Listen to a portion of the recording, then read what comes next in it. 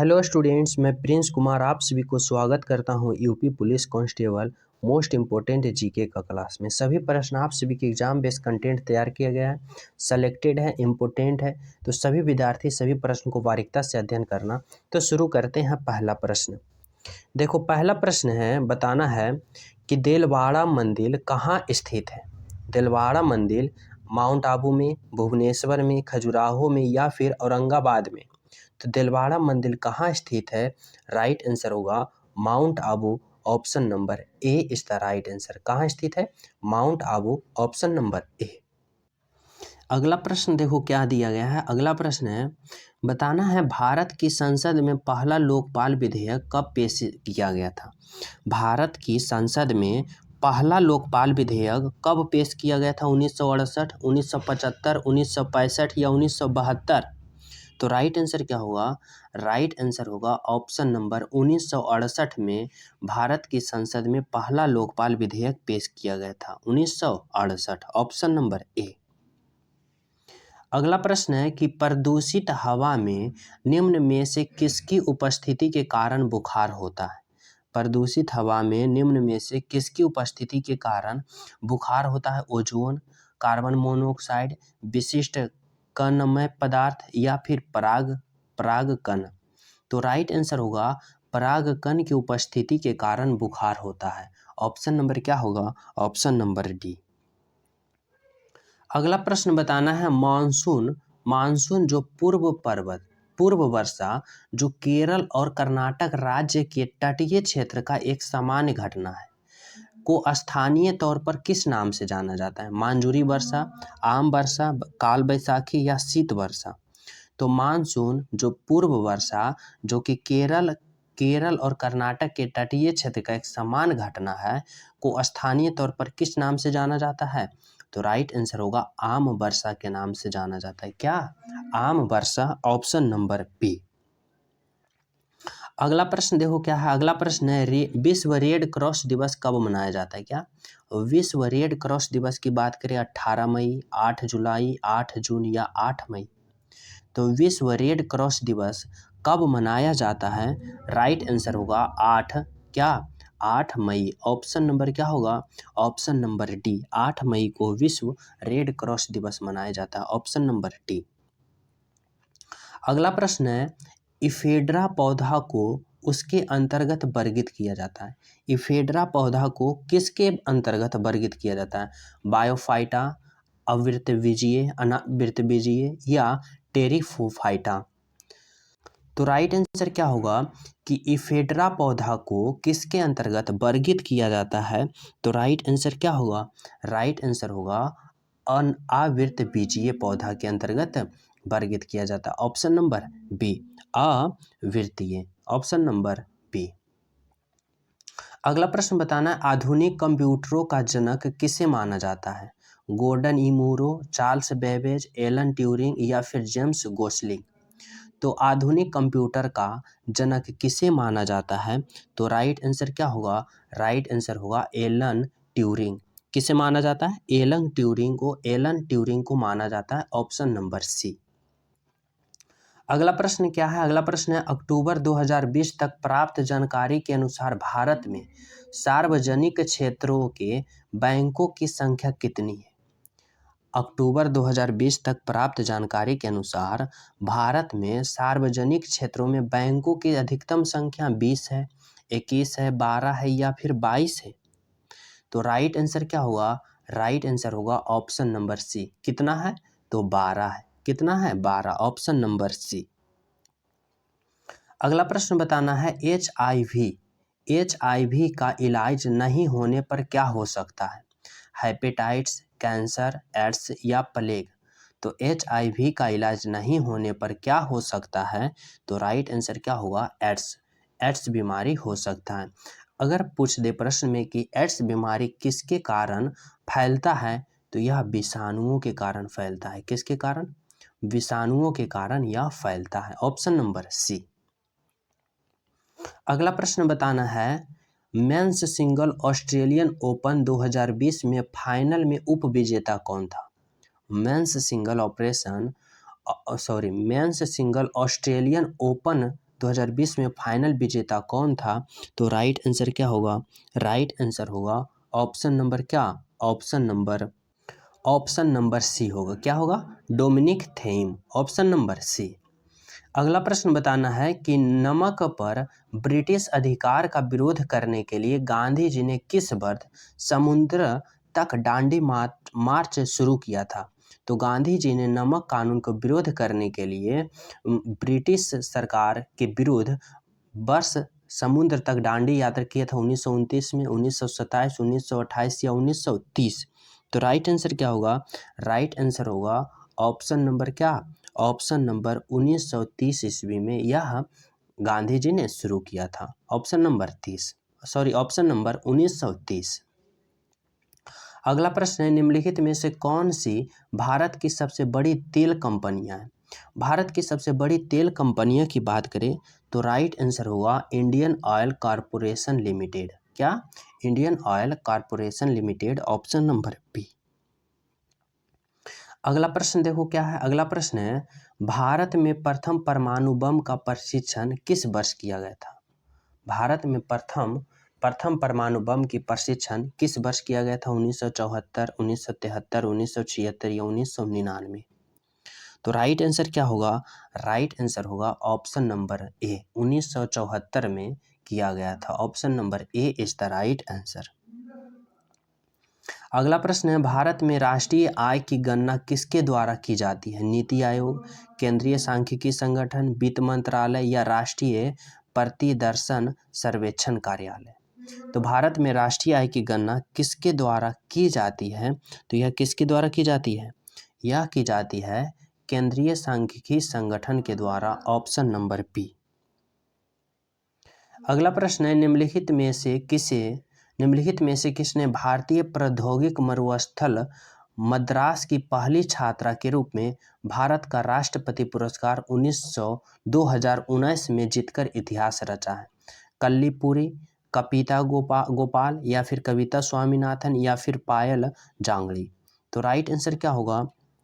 Right answer होगा option number क्या? कविता गोपाल, जिन्होंने भारतीय प्रौद्योगिक मरुस्थल मद्रास की पहली छात्रा ने भारत का राष्ट्रपति पुरस्कार 2019 जीतकर इतिहास रचा। Option number B. अगला प्रश्न बताना है, प्रकाश की इकाई क्या होता है? समय, द्रव्यमान, प्रकाश की तीव्रता या दूरी। तो प्रकाश वर्ष की इकाई क्या होता है? तो राइट आंसर क्या होगा? राइट आंसर होगा ऑप्शन नंबर डी, दूरी। अगला प्रश्न क्या है? अगला प्रश्न है, भारत में इंटरनेट की शुरुआत कब हुई थी? भारत में इंटरनेट की शुरुआत कब हुई थी? तो राइट आंसर क्या होगा? राइट आंसर होगा 15 अगस्त 1995। ऑप्शन नंबर क्या होगा? ऑप्शन नंबर बी, 15 अगस्त 1995 को भारत में इंटरनेट की शुरुआत हुई थी। Option number B.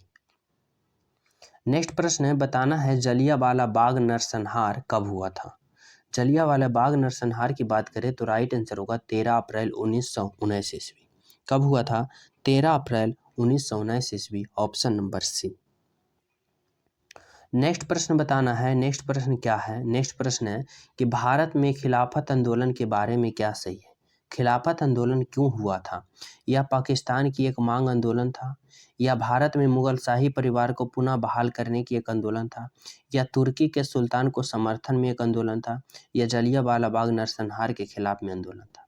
तो पता है भारत में खिलाफत आंदोलन का सही क्या कारण था कि यह तुर्की के सुल्तान के समर्थन में एक आंदोलन था। कौन? खिलाफत आंदोलन, जिसको बाद में जाकर महात्मा गांधी ने इस आंदोलन में भाग लेकर उसका लीड किए थे। तो कौन? तुर्की के सुल्तान के समर्थन में एक आंदोलन था। Option number C. अगला प्रश्न है, बताना है कि भारत में महाभियोग की प्रक्रिया द्वारा उसके पद से नहीं हटाया जा सकता है। किन्हें महाभियोग लगाकर उसके पद से नहीं हटाया जा सकता है? भारत के मुख्य न्यायाधीश, मुख्य चुनाव आयुक्त, राष्ट्रपति या फिर प्रधानमंत्री। तो राइट आंसर होगा कि भारत के प्रधानमंत्री को उस पर महाभियोग की प्रक्रिया लगाकर नहीं हटाया जा सकता है, यानी कि राइट आंसर होगा प्रधानमंत्री। Option number D. अगला प्रश्न बताना है, दीफू दर्रा कहाँ स्थित है? हिमालय की पीर पंजाल श्रेणी अरुणाचल प्रदेश होगा, या फिर कश्मीर या उत्तर पश्चिम हिमालय, या फिर दार्जिलिंग या हिमालय। तो दीफू दर्रा कहाँ स्थित है? तो राइट आंसर क्या होगा? राइट आंसर होगा अरुणाचल प्रदेश में। दीफू दर्रा कहाँ है? तो Arunachal Pradesh, option number B. अगला प्रश्न बताना है। अगला प्रश्न है कि भारत का कौन सा शहर डेट्रॉइट ऑफ एशिया और ऑटोमोबाइल कैपिटल के नाम से लोकप्रिय है? भारत का कौन सा शहर जो डेट्रॉइट ऑफ एशिया तथा ऑटोमोबाइल कैपिटल के नाम से है, जाना जाता है, लोकप्रिय है? चेन्नई, हैदराबाद, जयपुर या कोयम्बटूर? तो राइट आंसर क्या होगा? राइट आंसर होगा ऑप्शन नंबर क्या? Chennai. Chennai is the right answer, option number A. अगला प्रश्न है कि दक्षिण ध्रुव पर पहुंचने वाला भारतीय सेवा की पहली महिला अधिकारी का नाम क्या है? राइसिन डायलॉग, अपूर्णा कुमार, कविता देसाई या किरण बेदी? तो दक्षिण ध्रुव पर पहुंचने वाली भारतीय सेवा की पहली महिला अधिकारी का नाम क्या है? तो राइट आंसर होगा क्या? अपूर्णा कुमार। क्या होगा? Apurna Kumar, option number B. Next है कि निम्नलिखित में से कौन सा एशिया का पहला स्टॉक एक्सचेंज बना? National stock exchange, Tokyo stock exchange, Bombay या फिर शंघाई स्टॉक एक्सचेंज?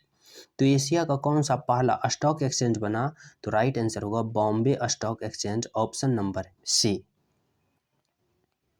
नेक्स्ट प्रश्न है कि निम्नलिखित में से कौन से विटामिन में ईस्ट प्रचुर मात्रा में पाया जाता है? Vitamin C, vitamin A, vitamin K या विटामिन बी? तो निम्नलिखित में से किस विटामिन में प्रचुर मात्रा में ईस्ट पाया जाता है?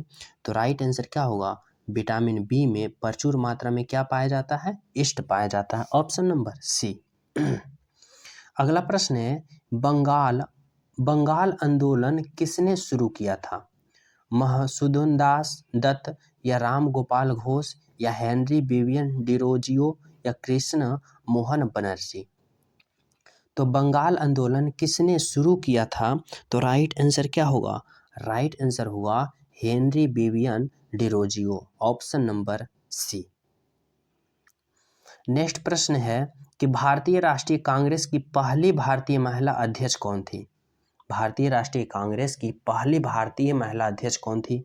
विजय लक्ष्मी पंडित, सरोजिनी नायडू, इंदिरा गांधी या एनी बेसेंट? तो राइट आंसर क्या होगा? राइट आंसर होगा Sarojini Naidu, option number B is the right answer.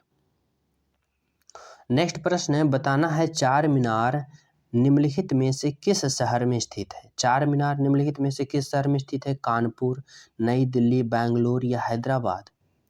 तो राइट आंसर क्या होगा? राइट आंसर होगा चार मीनार निम्नलिखित में से किस शहर में स्थित है? तो यह कहाँ स्थित है? तो यह हैदराबाद में स्थित है, ऑप्शन नंबर डी। अगला प्रश्न है जिला और सत्र न्यायाधीश खाली स्थान के सीधे निमंत्रण के अधीन कार्य करते हैं? किसके सीधे निमंत्रण के अधीन कार्य करते हैं? राज्य के राज्यपाल, राज्य के उच्च न्यायालय, जिलाधिकारी या राज्य के कानून मंत्री? तो राइट आंसर क्या होगा कि जिला और सत्र न्यायाधीश के सीधे निमंत्रण के अधीन कार्य करते हैं। तो किसके सीधे निमंत्रण के अधीन कार्य करते हैं? तो राइट आंसर होगा राज्य के उच्च न्यायालय के सीधे निमंत्रण के अधीन कार्य करते हैं, ऑप्शन नंबर बी। अगला प्रश्न है पूना समझौता किस ने हस्ताक्षर किया था? पूना समझौता पर किस ने हस्ताक्षर किया था? तो राइट आंसर क्या होगा? राइट आंसर होगा M.K. गांधी और भीमराव अंबेडकर ने सिग्नेचर किए थे, ऑप्शन नंबर बी। अगला प्रश्न बताना है जीन पेरी हैरिसन द्वारा लिखी गई निम्न में से कौन सी पुस्तक कल्पना चावला के जीवन पर आधारित है?